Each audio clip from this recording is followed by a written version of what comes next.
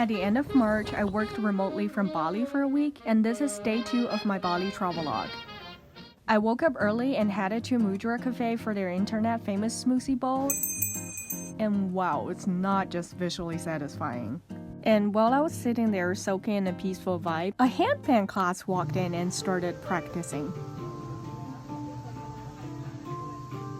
After that, I went back to Ubud Palace. I was there the night before for the Legon dance performance, but we weren't allowed to wander around after the show. Since it's only a few minutes away from my hotel and free to enter, I couldn't pass up the chance to explore in daylight.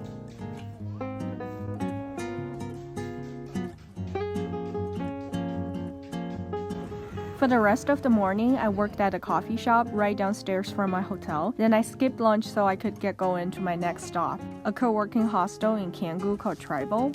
Travelog is designed for remote workers from all over the world. The entire ground floor is a dedicated co-working space with different seating options, mostly communal, and there were 3 semi-private cubicles for meetings. There's also a bar and a kitchen, and if you're not staying there, you have to order something from the menu to use the space. Upstairs in the dorms and rooms, I stayed at a mixed standard dorm with 6 bunk beds. It was 267k ruby per night, which is about $16 US.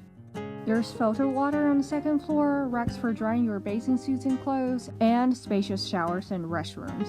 They host optional events at night, and there's a WhatsApp group to keep you updated. But if you just want to focus on work, or you're an introvert, you can totally skip them without feeling left out. I worked until 8 p.m. and then headed out for dinner at a nearby restaurant called Zali.